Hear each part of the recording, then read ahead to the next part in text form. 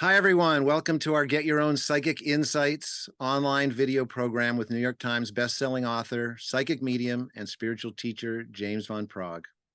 I'm Brian Christopher Hamilton from Humanities Team, and I'll be your host for today's hour-long program, where James is going to tell us about the psychic portals we all have inside of us that can allow us to communicate with beings and intelligences in other realms. He's also promised to show us a couple of exercises we can all do on our own to help open these portals and get ready to experience this psychic connection for ourselves. And lastly, near the end of the program, for those of you who'd like to work further with James to learn how to fully open and access all of your psychic portals, we'll tell you a little about his upcoming Masterclass training program, where he'll be happy to help you do just that. I also want to remind you that we are live today, and after the program is over, James and I will stay live here on Zoom for an additional 30 minutes, when James will be glad to answer any questions you might have about anything he talks about during the program today. Without further ado, I'll introduce James so we can get started. For those of you who don't already know, James Van Praagh is one of the world's most celebrated psychic mediums and spiritual teachers. During his incredible 30-year career, he has worked with international heads of state, religious world leaders, and celebrities including Cher, Goldie Hawn, Shirley MacLaine, Ellen DeGeneres, Joan Rivers, Wesley Snipes, Katie Couric, Chelsea Handler, and many others. He's also appeared as a guest on a few TV shows you may have heard of, like Oprah, Dr. Phil, Larry King Live, The View, The Today Show, and Chelsea Lately. And he's the author of many books, including the #1 New York Times bestsellers, Talking to Heaven, Healing Grief, Ghosts Among Us, and Adventures of the Soul. Welcome, James. I'm very glad to be here live with you today. Thank you, Brian. Nice to meet you and see you and be with you as well. Thank you. Oh, you're very welcome. So, James, let's just dive right in. You've spoken before about the fact that all of us as human beings have a deep foundational psychic connection with other realms, and that we all have what you call psychic portals within us. To start off, can you tell us about these portals, what they are exactly, and how they work? Sure. Everybody is born with intuition. So intuition means into the soul. It's the language of the soul. So we all have that sense of survival as babies with our mothers. We have a telepathic connection. And it's really instinct, if you will. So we go instinct, intuition. It's that sense of knowingness that we all have. And when you're aware of it and using it, utilizing it in your life, the choices you make in your life can be much better and much closer to who you are as a soul. It'll resonate as truth. You'll know the right choices to make that are right for your soul. So they just have to be delved into, explored, and developed. Nice. Well, so how can these portals be opened exactly? Well, the one thing I push a lot is meditation.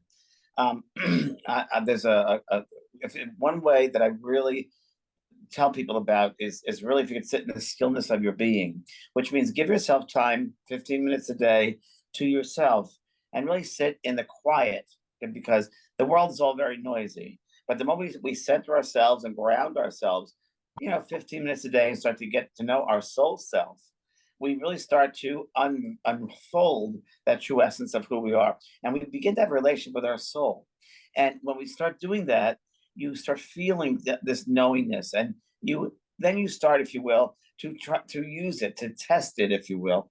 And we have all different types of little exercises you can do, such as if you're in a building, there's an elevator bank, which elevator will come first. If you get a phone call from someone and you don't know who it is, try to intuit who it is. In Los Angeles, there's a great one with parking. Where am I going to find my parking? Anywhere, every single day, you can use it. In simple ways too, like if you're driving on a throughway or a freeway, feel, oh, can I go to this lane here? Or where's the exit going to be if I don't know the exit? Whatever. Any way you can use that inner knowingness to practice, the better it will be. It's like a muscle.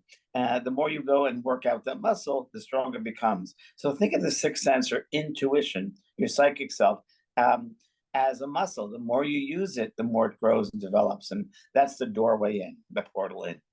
Nice. So when you're communicating, sort of when you're reaching out through the portals themselves, is there a particular way that we should approach asking those questions of the portals once they're opened, like a special language or any sort of ritualistic thing that needs to happen? It's really, Brian, a relationship with your soul, with yourself. And it's there's a wonderful Shakespearean phrase of thy own self be true. And I, throughout my 30 plus 40 years of doing this work, that comes up over and over again. The more one knows themselves and gets into the heart, not the head, the more you can get into your heart self, the easier it's going to be, because the soul is tucked neatly behind the heart. If we're in the head, we're going to rationalize, the critical brain will be used. So you really have to go into that heart space. And again, the more you use that energy, that sixth sense, that inner self, and you get to have a relationship with it, and you understand the nuances, the feelings, the subtle feelings, you will, and the more you use it, the stronger and stronger it becomes. So it's a matter of really utilizing it each day. And I say, living with your heart out.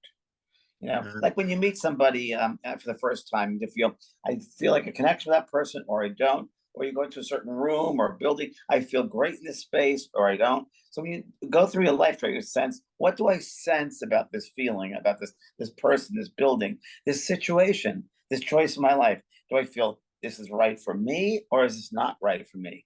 And the more you use it, the more it will develop, and it'll be like another language. And we all have it. We all have the sense of knowing this, but it needs to come out and develop further. you're just sort of getting to know yourself better through this whole process in a way, it A sounds like. 100%. And that helps. I mean, in life, that really helps, because, you have to be yourself. You can't be anybody else, because every one of us is divine designed. And we all come Right. back here with a special purpose. And that's what you want to tune into. The moment someone tries to live someone else's life, they're never going to be happy, because they've come True. back for their own stuff, their own uniqueness, if you will. Well, speaking of that, I've heard you talk about how each of us has our own personal channel to the universe in a way, to our spirit guides and angels and to friends and loved ones who've passed over to the other side. You've kind of touched on that a little bit, but can you talk a little more about how that personal channel sort of manifests and works? Sure. So the spirit world, the spirit realms are all around us. There's nothing called like heaven up there, hell down there. That's very religious, not the way it is. And just like all around us, we have signals, we have radio waves, transmitting waves, we have television waves, microwaves, phone waves, cell waves, and we don't see them.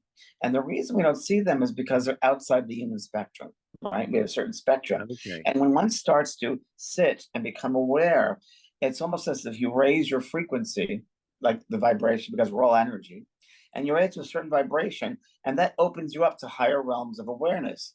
And that is really one of the first steps to become aware of the spaces around you. I call them the mind fields, because all of us have heard of auras, right? So the different aura layers of the aura field, you get to have a relationship again when you feel this knowingness, to move up above you and become aware of what that feels like. What do those fields feel like? And once you become accustomed to those feelings, to those fields, if you will, and the subtle differences in color, in vibration, that's a wonderful way to ask a guide to come through to you. So Uh, you can ask a guide to come behind you and put their hands on your shoulder. And I would say, first set the intention. Is it going to be a healing guide, an inspirer guide, a career guide? And what you want to do is actually, as they move behind you, feel the subtleness in the energy. Everything is soft and subtle. So many people who try to do psychic work or mediumship think they have to snatch and grab. That's using the head. The best way to receive, of course, the analogy I love using is, there's a feather falling from the heavens. If you put if you try grabbing that feather, you'll never get it. But if you put your hand out, your palm, it's more likely you're going to receive it. So it's right. that softness, it's that gentleness, and feeling the subtle differences in the energy between the different types of guides, the different types of vibration. Everything is energy, even the choices that we make. If we're going to go look for a new house, what does this house feel like? I mean, I'm around looking right down Santa Barbara, running around looking at different places. Do I go down this street or that street? What do I feel pulled to? What is my soul telling me to go to? That intuition, the soul's language. And I do that, and you can have fun with it. You can really enjoy it. And that's part of it. The enjoyment, the amusement also brings up that frequency, the vibration. So you're closer to the truth. Interesting. I imagine it must be a pretty exciting moment when you first realize with some degree of certainty that you've actually received a message from the other side. Completely, because the receiving a message from the other side, all there is love. And fear is only the human. The human creates fear. The spirit people are made from pure love. We are souls. We have to remember that we are souls having a human experience, and we are souls encased in this physical covering, right? And the only difference between us and the spirit people, they're outside the skin, right? But they're all around us because we're in different levels of vibration. So when you're able to sit and open up and reach that vibration, and I call it like the minefields around us, the spirit people will send a thought, a telepathic thought, a feeling, an emotion, a memory into our mind, and we receive it with our heart. Because if you receive it with your head, you won't get it because you rationalize it and critical mind it. Right, right. When you get it with your heart, oh, that feels so real. Oh my goodness. And you feel the personality. And one of the best things that I love as a medium is I get the remnants of the love, because spirit comes through in love. That's all they come through with. And mediumship is a good way, I feel, to give them, the spirit people, another chance, a last word, a chance to say Ah, something they needed to say that maybe they weren't able to in the lifetime. And maybe they didn't have a belief in this, or maybe they left unfinished business. So it gives them an opportunity, and the living person an opportunity. And most importantly, it proves there is no death. There is no right, death right. whatsoever. You know, consciousness survives death. But it ends up being both good for them and good for you.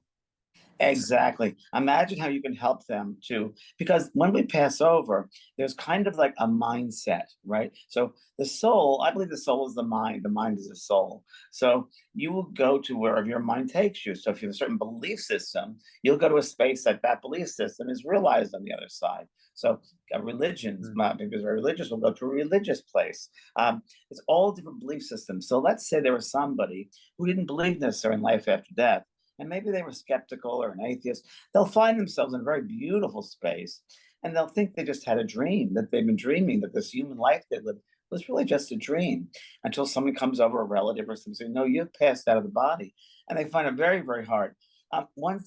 This is really a great analogy. I did a reading once, and it was for a group of people, had 300 or 400 people in an audience. And I was giving a message to a girl in the audience of her aunt who had passed over and deceased. And she was understanding the message. It was really good. I really loved it. And out of the corner of my eye, I see the spirit man coming closer, and he's folding his arms and he walks closer. And I knew it was this girl's father. And I said to him telepathically, do you want to communicate with her? And he said, I didn't believe in this in life. Why would I believe in it now? And so I said, that's okay. You know, that's okay. Just come and observe it. Come observe it. So he did. He got closer and closer, and more of the evidence made sense to the girl from her aunt, that she was happy. And he said, let me try it. And he did try it. And I'm going to cry because it's so remember. And it was so real to this girl. And this man was able to tell his daughter, he said, I'm sorry I didn't get a chance to say I love you in life. I wasn't raised that way with love. So I didn't know how to love you. And it was such a healing for the daughter and for this man, who realized that he was indeed she was receiving his message, and that he was able to have that experience and help him to move on to other levels. So it's so multi, Oh, immersed, if wow. you will. Yeah, it's a pretty That's incredible. amazing. Yeah, it's truly amazing. Amazing. Yeah. And it all starts with your strong psychic foundation, your strong intuition. Again, knowing yourself, knowing your soul's voice, and that's knowing yourself. And another one, Brian, which is really interesting for people, is that never, what other people think of you is none of your business. So never live a life, care what other people think, right? Because you'll get away from who you are, and you won't live your life, you'll live their life. And that's a big, a mistake, because it'll hold you back from progress. Because, well, again, we are divine beings, that we come back our own abilities, and we're all different. And no, we can't judge others. We don't know their background, where they've come from. You know, the Earth world is made up of baby souls and postgraduate souls. So there are some souls thinking that power and money is everything, and there are other souls that believe healing and love is everything. And then you have those middle grade souls that are still figuring things out. So this Earth world is a school that presents many opportunities and scenarios for us to learn from. And the more we know our intuition, the more we go within ourselves and make the right choices for who we are, we'll be able to, if you will, get through the rapids very, very easily. Uh-huh. Well, that leads me perfectly right into my next question for you, which Well, is I that knew that because I'm a psychic. Hello. Bad that joke. Bad explains joke. it. Yeah. Well, you've talked before also about what you call the blueprint of the soul. Yes, And that's I'm hoping you can share a little bit more about that and how we can each better discover and follow our own blueprints. perfect. So the blueprint of the soul, or I like to refer to say it in this way, that before we each come back in this lifetime, we sit with our guides and our teachers and our loved ones, and we come back to what's called group souls, and those will be your family and your friends. And remember, this is a school for the soul. So you will lay out with your guides and teachers what your curriculum is going to be in this lifetime. There's Uh, your blueprint. So the various lessons or classes you have to take. And one might be about divorce, or you might lose a child in suicide, or it might be a sudden death. These are all ways, these are all opportunities that soul needs to grow in that way. There are so many, of course. Even if someone in your family has a stroke or they're handicapped, many times you'll think, oh, that poor person. And it could be that that person is a wise soul and they are putting themselves in that position so all their loved ones around them can learn unconditional love. You see, ah, so everything is a lesson to learn. And when things go bad or things are, and I've gotten through this too in life, as we get older, we learn certain things, understand things. Most of the things that happen to us that are perhaps we perceive as negative, I always say, no, no, no. There's an opportunity here. We just don't know it yet, but there's an opportunity here. And that's again where you use that intuition to find out what that opportunity is. Now, as humans, we want things to happen very, very quickly and fast because that's just the way we are. right, But right. the more we try, that means we're more in our head. And we got to go from the head to the heart. And that's really when you get into that psychic, that intuitive self, the soul self, it's going from the head to the heart. Because the head can rationalize and analyze and criticize. We want to go to the heart space. Right. The head just gets in the way at that point. Exactly right. The head gets in the way. It brings up your past. It brings up past traumas, family history. That's not who you are. You're your soul, which is the Right, heart. right.